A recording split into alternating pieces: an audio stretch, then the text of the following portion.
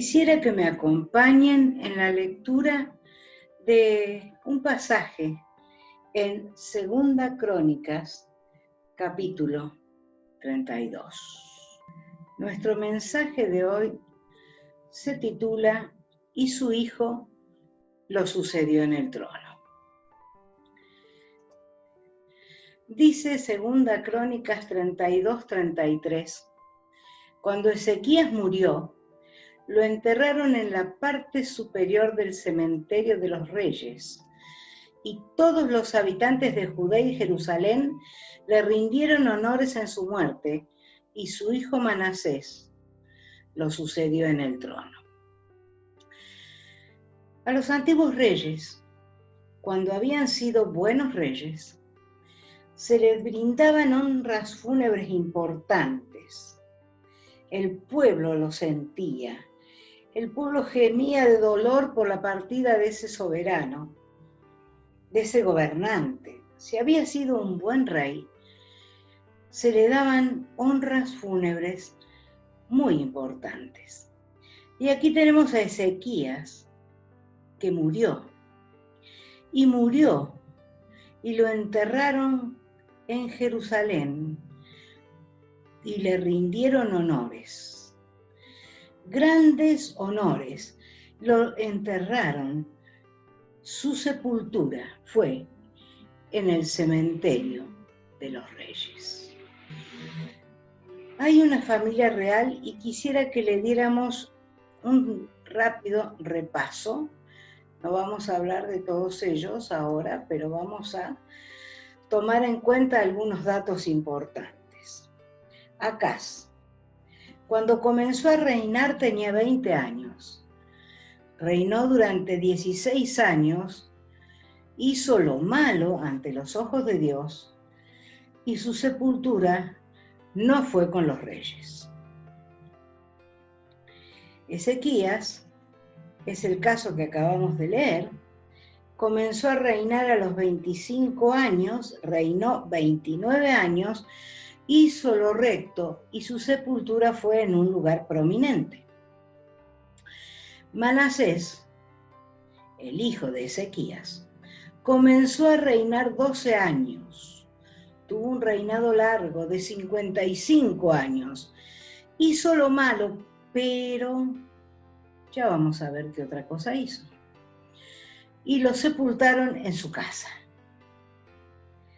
Amón, el hijo de Manasés, comenzó a reinar a los 22 años, reinó solamente 2 años, hizo lo malo y lo mataron en su casa. El mismo pueblo lo mató. Y Josías comenzó a reinar a los 8 años. Reinó durante 31 años, hizo lo recto ante los ojos de Dios, y su sepultura fue con sus padres. Yo quisiera que viéramos un poco algo de estas historias. Para aquellos entonces y en aquel momento, el reino de Israel ya estaba dividido. Estaba el reino del norte, que era Israel, y el reino del sur, que era Judá. Y a causa de los enemigos, Israel ya había sido devastado. Entonces, en pie quedaba Judá, pero si a Israel le pasaban más cosas, Judá en algún momento iba a caer. Acaz fue un rey terrible. Hizo lo malo ante los ojos de Dios al punto que no lo sepultaron con los reyes. Pero comenzó a reinar Ezequías. ¿Qué podemos saber de Ezequías? Dice desde el versículo 27 del capítulo 32 que Ezequías era muy rico y altamente honrado. Cuando la Biblia dice que era altamente honrado por el pueblo, era altamente honrado por los otros gobernantes, por los otros pueblos. Dice que construyó edificios especiales para guardar sus tesoros, plata, oro, piedras preciosas y especias, así como los escudos y otros objetos de valor. También construyó muchos depósitos para su grano, vino nuevo y aceite de oliva. E hizo muchos establos para su ganado y corrales para sus rebaños y ovejas y cabras. Construyó muchas ciudades y adquirió enormes rebaños y manadas, porque Dios le había dado grandes riquezas.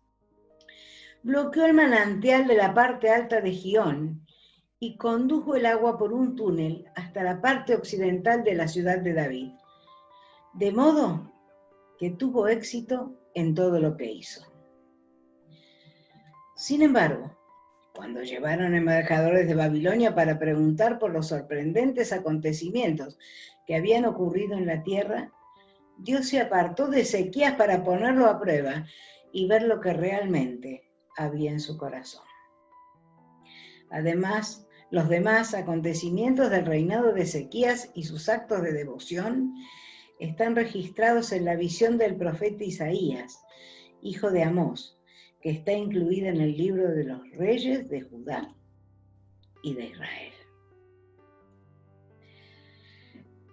Vemos que Ezequías era un rey pródigo. Tenía muchísimas riquezas y había hecho graneros, y había hecho silos, y había comprado ganados, y tenía una cantidad de dinero impresionante, en oro, en plata, en piedras preciosas, en especias, que eran muy caras.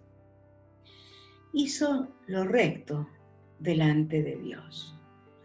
Fue un gran rey, y el pueblo lo amaba. Lo amaba, por eso llegó a su final con 54 años y recibió ese lugar prominente entre los reyes de Israel. En realidad, él era un rey de Judá. Cuando el versículo 30 nos habla de la parte alta de Gihón, que bloqueó el manantial, en realidad el rey de Asiria le hacía burla, le hacía mofa, le decía que nunca nadie le había ganado, que él iba a ganar. Le hablaba inclusive en el dialecto de Judá, mandaba gente a hablarle en el dialecto de Judá. Era terrible el acoso y lo sitiaba. Y entonces el rey, que era un estratega y era muy inteligente, bloqueó el manantial de Gihón. Si nosotros vemos un poco en la Biblia, Gihón es un río que se menciona en Génesis 2. Cuando se habla del huerto del Edén, se dice que estaba un río que se dividía en 4 brazos. O sea que Gihón era un manantial permanente de muchísima agua, era un gran torrente de agua que iría regando lo que hoy sería Etiopía. Él hizo un túnel, o sea, que él realizó una obra arquitectónica importante desviando el agua por un túnel subterráneo que servía como manantial de agua en Jerusalén para que la gente tuviera agua. ¿Y saben qué era ese lugar? El estanque de Siloé. Nosotros en el Nuevo Testamento escuchamos hablar del estanque de Siloé. Bueno, el estanque de Siloé fue construido por este rey, el rey Ezequías. Pero el rey Ezequías fue probado. Fue probado en su fe. Él fue probado en su fe. Porque por buenos que seamos y por mucha fe que tengamos, de todas maneras, siempre el Señor prueba para ver lo que realmente hay en nuestro corazón. Y entonces Ezequías fue probado, pero sus misericordias están escritas en el libro de Isaías. Y en un momento, Ezequías murió, como hemos leído. Y allí viene que lo hereda, que toma el trono, que es la persona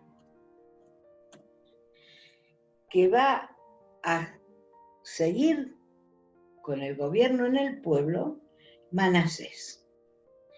Manasés tuvo un reinado larguísimo, 55 años.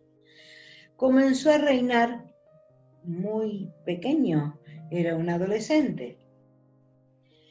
Había tenido un gran ejemplo, un ejemplo de un padre ejemplar, de un estadista amado.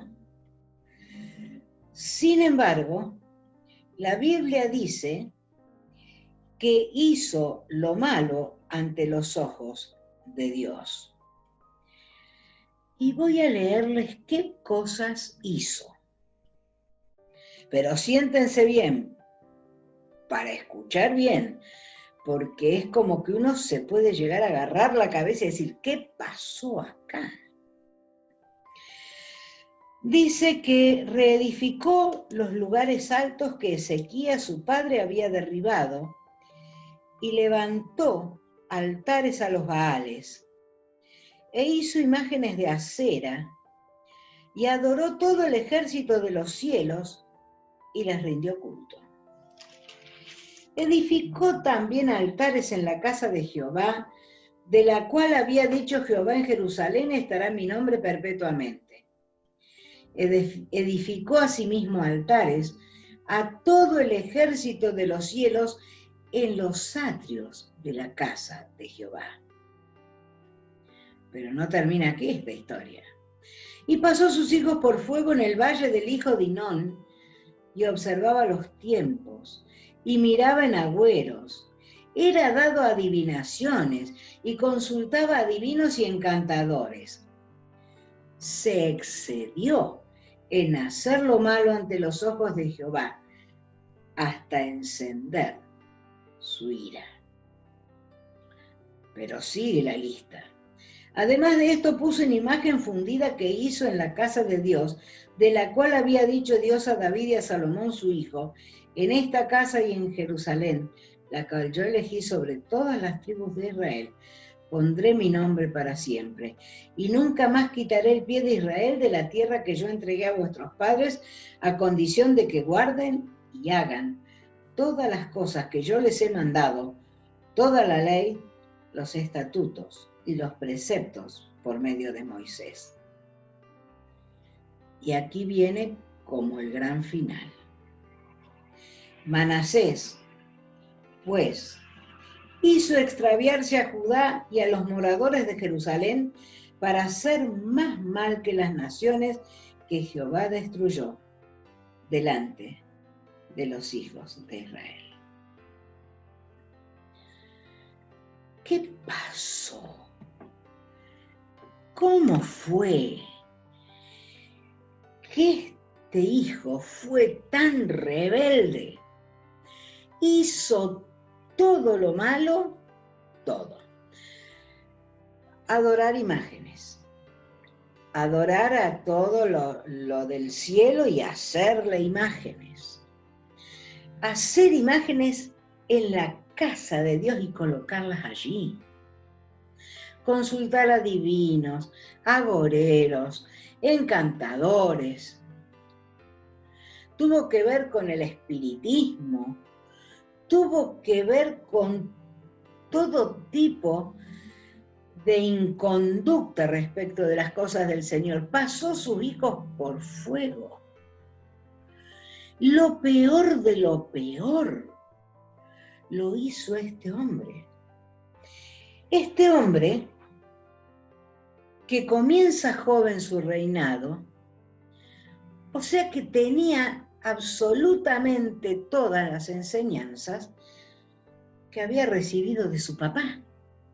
Había visto actuar a su papá, lo había visto ir a la casa de Dios, lo había visto derribar los lugares altos, lo había visto enriquecerse por su gran conducta.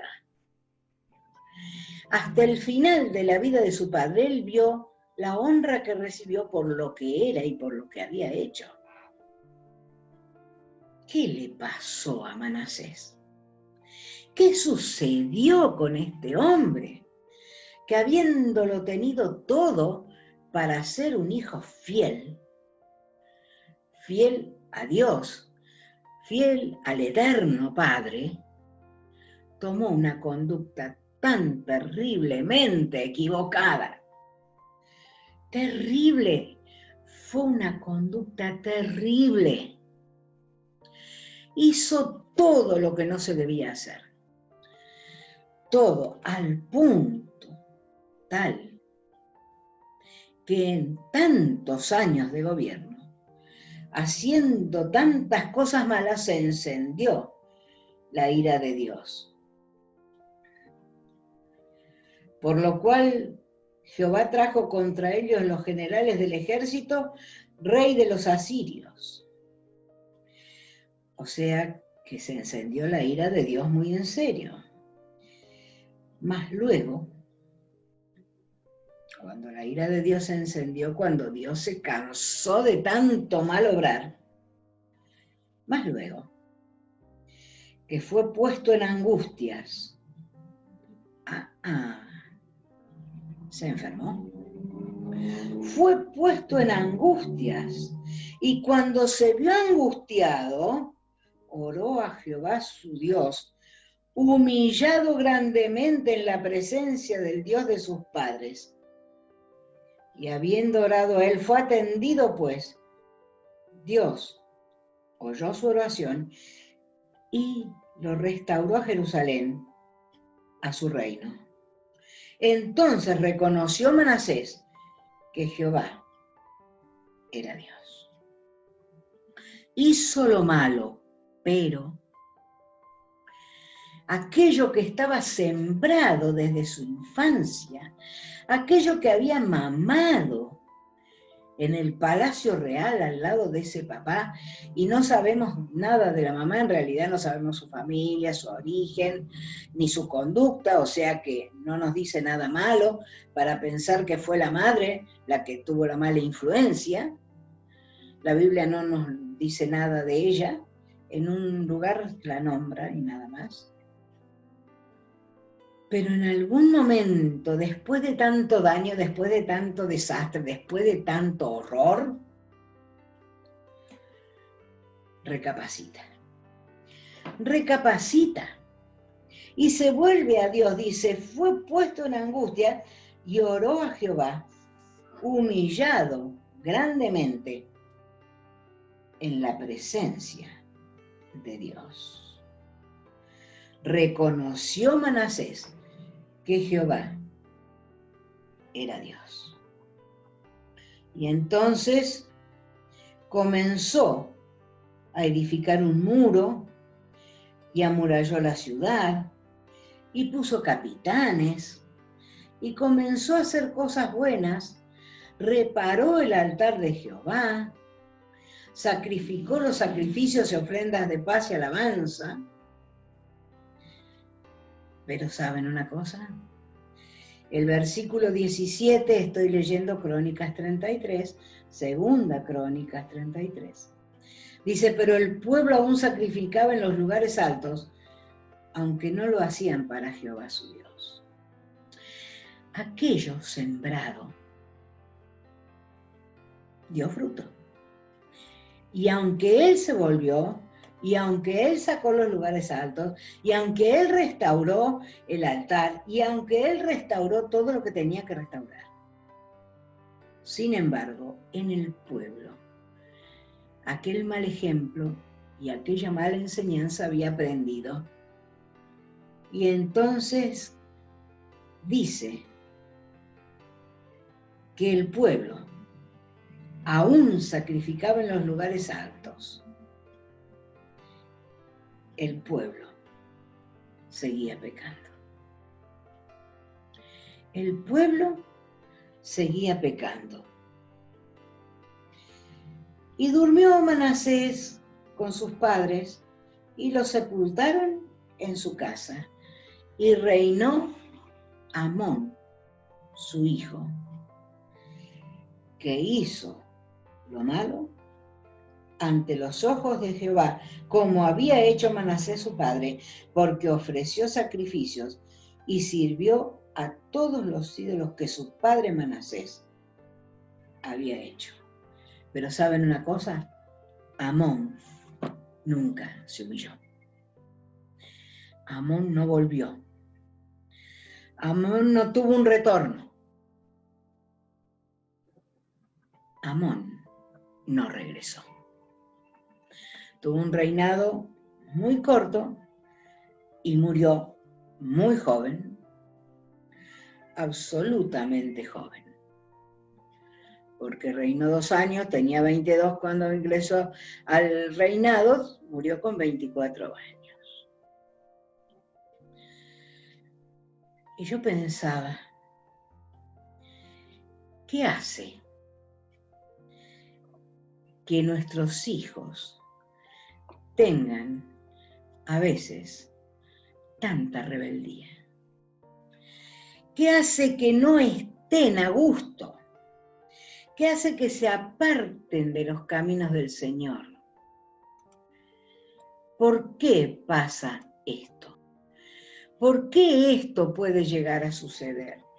Un gran hombre, un gran rey, una persona querida, una persona que tenía todo, tenía este hijo, y este hijo se desvía de semejante manera. ¿Qué pasó? ¿Qué responsabilidad tenemos con los hijos? Y con los hijos espirituales, y con los niños de nuestra congregación. El día de mi cumpleaños recibí muchos llamados, muchos saludos, muchos mensajes. Realmente fue muy lindo. Pero me emocionaba y se lo hacía escuchar a todo el que venía o a todo al que estaba cerca, el mensaje de alguna pequeña. ¿Saben que a mí me emociona cuando yo pongo en el grupo algún audio y los niños pequeños no solo responden el mensaje, sino que identifican quién habla? Cuando a mí me dicen, hola Nora, a mí me gusta mucho, porque ellos están identificando a esta persona mayor. Y entonces yo siento una terrible responsabilidad. Esta mañana, y me causa un poco de gracia, recibimos en un momento algo así como 24 mensajes de WhatsApp. Cuando hablo para ver qué pasaba, me llamó la atención que fueran tantos. Empecé a ver que había cantidad de stickers, un montón de dibujitos. No tenían nada que ver con nada, pero estaban allí. Y alguien de la congregación le preguntó a la persona que enviaba los stickers y que se dio cuenta quién era. Le dijo, ¿sos vos? Y la nombró, por supuesto. Por una cuestión ética no voy a nombrarla, pero seguramente ustedes han visto los WhatsApp y saben de quién se trata. Y ella le respondió, soy yo.